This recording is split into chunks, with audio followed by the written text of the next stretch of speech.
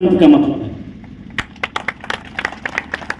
अरे भाई 90-100 में यदि 90 को बोल रहा है कि हमको यही चाहिए, दे दीजिए, लोकतंत्र है। आपको क्या दिक्कत है?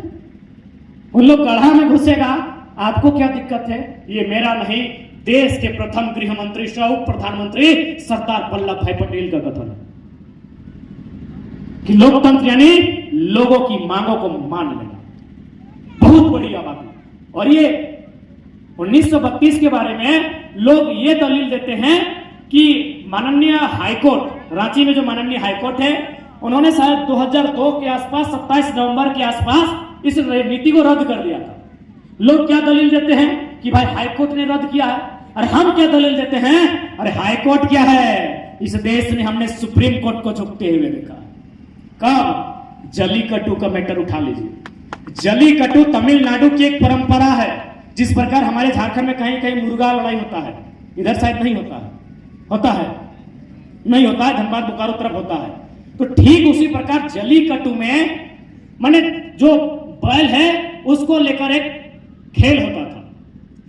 तो सुप्रीम कोर्ट ने कहा कि भाई इससे बैलों को दिक्कत हो रहा है और भारतीय संविधान 48 के अनुसार वन्य जीव माने जीव जंतुओं को भी अधिकार इस देश में है। तो सुप्रीम कोर्ट ने इस नियम को, इस परंपरा को बोला कि रिजेक्ट, इसको मैंने बंद कीजिए। किसने? सुप्रीम कोर्ट ने। यहां तो हाईकोर्ट का बात हो रहा है। तमिलनाडु के आदमी सड़क में आए, पूरा भारी संख्या में सड़क में आए और एक लाइन बोला, ओ सुप्रीम कोर्ट, जब आपका पैदा नहीं हुए थे उससे हजारों साल पहले से हमारा बाप दादा का ये नियम है। यानी यदि बदलना है आप अपना निर्णय बदलिए, हम ये कार्यक्रम करेंगे। और सुप्रीम कोर्ट को अपना निर्णय को बदलना पड़ा। आज भी जल्लीकट्टू कार्यक्रम तमिलनाडु में चलता है। यहां तो हाई कोर्ट का बात हो रहा है। क्यों नियम बदला? न लोकतंत्र का मतलब है गर्दन की संख्या, लोकतंत्र का मतलब है सर की संख्या। तमिलनाडु में सर की संख्या सड़कों पर थी। झारखंड के लोग अपने रोजमर्रा की जिंदगी कहिए, आपसी मतभेद कहिए, आपसी खींचातानी कहिए, आपसी तालमेल की कमी कहिए, आपसी भाईचारा का ना होना कहिए, ये सर की संख्या दिखा नहीं पाए हैं। कल्पना कीजिए, 3.25 करोड़ की जनसंख्या, 1% यानी 3.25 लाख लोग जिस दिन विधानसभा के बाहर किसी भी नियम को बनाने के लिए खड़े हो जाएंगे, 81 के 81 विधायक अपना पसीना से ही पानी पी लेंगे। 1%, 3.25 लाख जनसंख्या। कल ही बंदी रखा गया था। यदि 1% लोग, 3.25 लाख लोग सड़कों पर बंदी के लिए आते हैं तो सोच के देखिए क्या नजारा है। तो हमारा जो कमजोरी है कि लोगों की एकजुटता का ना होना, हमारी कमजोरी है लोगों में भाईचारा का ना होना, आपसी तालमेल की कमी, और सबसे खास बात झारखंडियत विचारधारा का धीरे धीरे खत्म होना। सुप्रीम कोर्ट ने निर्णय को बदला है इसी प्रांत में, इसी देश में, इसी वतन में। तो हाईकोर्ट क्या बात है भाई? इसलिए आज कानून रहते हुए भी हम गैर कानूनी तरीके से सताए जा रहे हैं।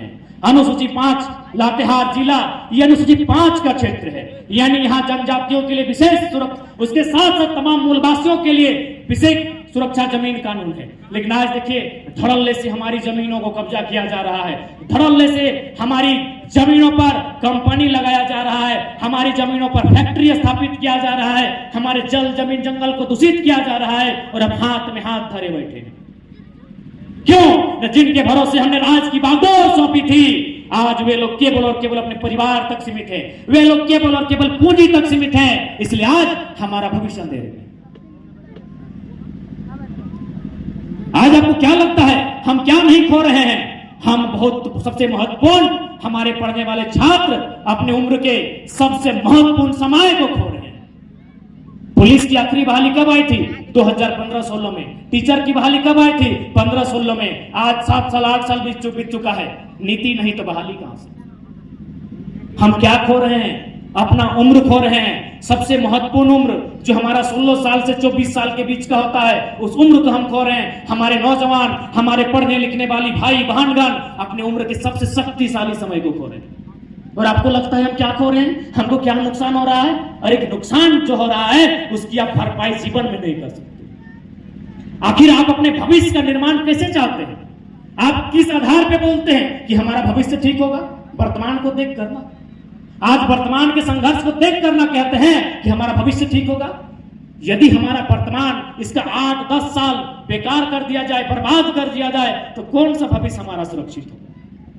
किस प्रकार के भविष्य को हम दुहाई देते हैं कि हमारा भविष्य मजबूत होगा?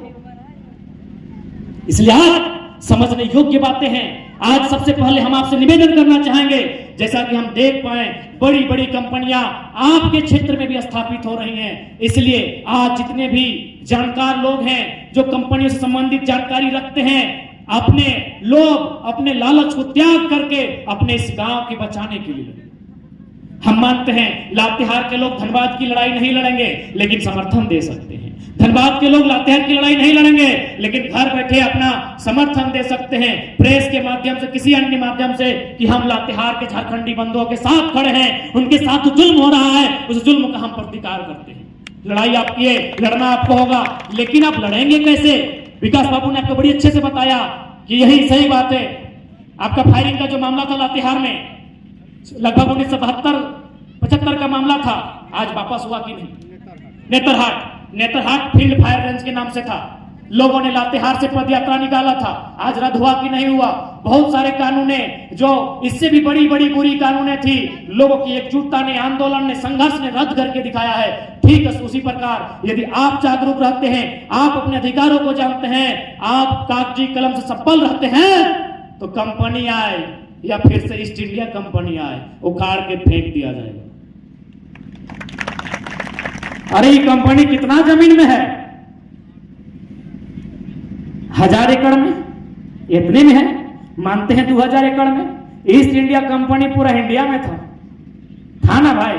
अरे इंडिया को अंग्रेज लोग गुलाम नहीं किया था, ईस्ट इंडिया कंपनी के माध्यम से गुलाम किया था। इन्हीं पूरा इंडिया में मोटा मोटी मान के चलिए, आज का पाकिस्तान और बांग्लादेश, सॉरी अगर कल देखा जाए तो पाकिस्तान का और बांग्लादेश का भी हिस्सा, यानी कुल मिलाकर आज हमारे पास 32 लाख वर्ग किलोमीटर है। उस समय 60 लाख के आसपास था, यानी 60 लाख वर्ग किलोमीटर। यहां तो 1000 एकड़ की बात हो रही। ईस्ट इंडिया कंपनी के अंतर्गत अधीन पूरा अखंड भारत था। वापस लौटे कि नहीं लौटे? उससे शक्तिशाली है कंपनी की, उससे पावरफुल है कि फर्क क्या था? वहां कुछ बिरसा, कुछ भगत सिंह, कुछ आजाद बनकर सामने आए। यहां भी इन कंपनियों के सामने नए युग के बिरसा को, नए युग के आजाद भगत सिंह को सामने आना होगा। यदि आप सामने नहीं आते हैं तो भाई उस समय ईस्ट इंडिया कंपनी की गुलामी थी, आने वाला दिन इन कंपनियों की गुलामी होगी। और वही रहा, मर्जी से नौकरी दिया, मर्जी से बाहर कर दिया। एक प्रकार से गुलामी है। खेत लेगा, जमीन लेगा, सब ले लेगा, क्या बचेगा? कुछ नहीं बचेगा। तो इसलिए अरे दुनिया से सिकंदर को खाली हाथ लौटते देखे हैं, ये कंपनी और ये बड़ा बड़ा अधिकारी और नेता मंत्री क्या है? इन लोग भी अमृत पी के थोड़ी आया है, एक दिन इनको भी जाना होगा। बस अपने अंदर के हौसले और हिम्मत को रखिए, अपने अंदर के हौसले और हिम्मत को रखिए। इस दुनिया ने ईस्ट इंडिया कंपनी के जुल्म को देखा है। अरे ये तो 1000 एकड़ में है। ईस्ट इंडिया कंपनी मैंने अंग्रेजों का शासन तो 71 को देश में था ना, 71 की 72 को, 71 को देश में इसका शासन था। यानी 71 को देश के आदमी को बोका बना के गुलाम बनाया था। इतने को गांव में नहीं है, जिस दिन चाहेंगे उखाड़ के फेंक सकते हैं। बस हमारे अंदर हिम्मत आनी चाहिए। जबकि आज तो सोशल मीडिया का जमाना है, आज मीडिया का जमाना है। उस समय तो कुछ नहीं था। 100 लोग किस प्रकार लड़ाई लड़ाई सोचिए। आज तो हम लोग एक फोन करेंगे, धनबाद रांची सब एक जगह जमा हो जाता है। तो इसलिए मेरे अभिभावक स्वरूप बैठे लोग और हमसे जूनियर, हमारे बराबरी के पढ़ने वाले छात्र बंधुगण, बहन दीदीगण, सबसे कहेंगे कि हम धनबाद से आए हैं, मन करे धनबाद घूम के आइए, आपकी आंखों में आंसू आएगा। और दिन में तो मत जाइए, सिर्फ धुआं बचा है, सिर्फ खंडहर बचा है, सिर्फ बीमारी बचा है, सिर्फ गरीबी और तंगहाली बचा है। 1% लोग ही पैसा कमा पाए हैं। अब आप सोच के देखिए, अभी यदि गांव है, यदि अभी नदी नाला है, महुआ का पेड़ है, तो एक आदमी को फायदा मिलता है, पूरा गांव को मिलता है।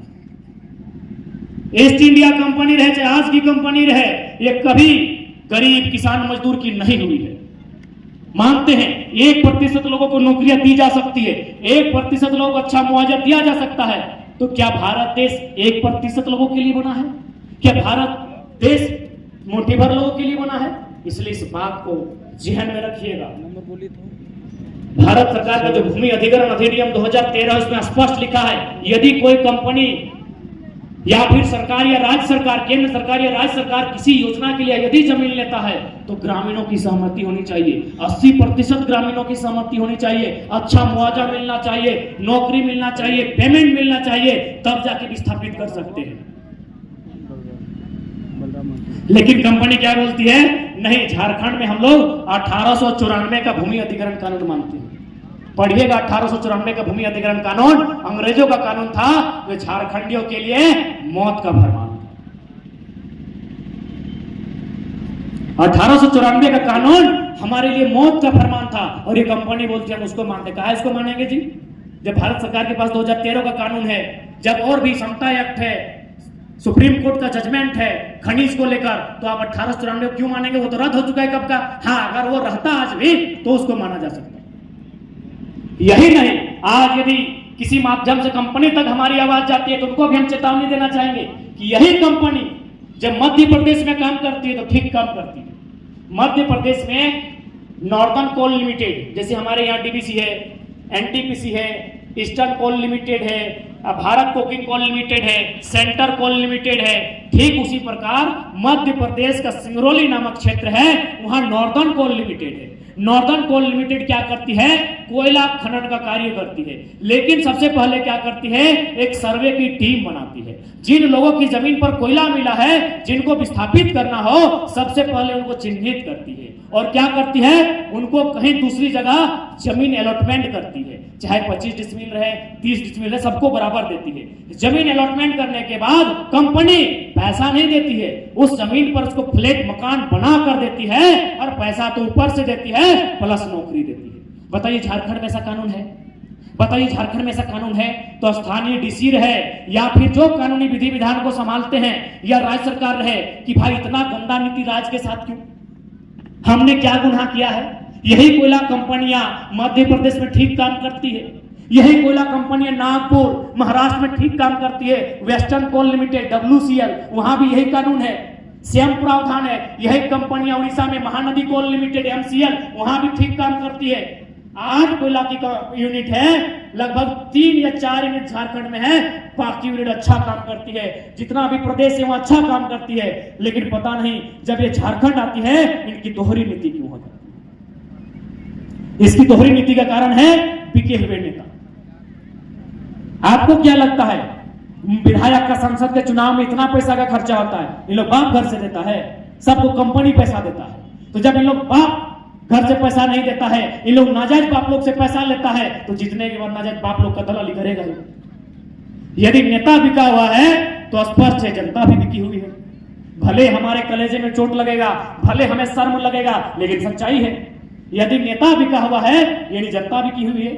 हम लोग नोट के माध्यम से वोट देते हैं, हम लोग पैसा लेते हैं, हम लोग अपना वोट बेचते हैं, तब नेताजी अपना वोट कंपनी को बेचते हैं। इसलिए अगर राज्य की बदलाव चाहते हैं तो आने वाला हम पहले यही कहेंगे, इस राज्य में बहुत समस्याएं हैं, और लातेहार को मैं देख के जा रहा हूं। मेरी बातों से अगर आप लोग गंभीर नहीं होते हैं, क्योंकि हम लोग PhD का छात्र हैं, डॉक्टर ऑफ फिलोसफी यानी दर्शन, यानी भविष्य के बारे में आकलन करना, हम लोग भविष्य का आकलन करके जा रहे हैं। जो हाल हमारे धनबाद बोकारो का रांची राजधानी का असर हुआ है, एक बिता अरे मैंने कहीं खड़ा होकर पेशाब करने का जगह नहीं बचा है, एक बित्ता जमीन पांव रखने के लिए नहीं बचा है। सारा जमीन बाहर का आदमी कब्जा कर लिया है, सारा जमीन बड़ा बड़ा कंपनियां के कब्जा कर लिया है। वही हाल कभी लातेहार लोहरदगा का हो सकता है।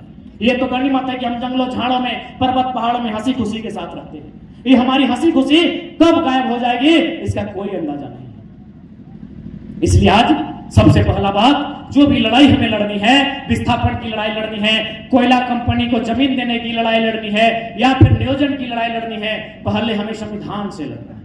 फिर अगर नहीं बात बनती है तो 2024 में मतदान से लड़िए, यानी उसी को मत दीजिए जो बोले नहीं, जरूरत पड़े तो गर्दन कटा दिया।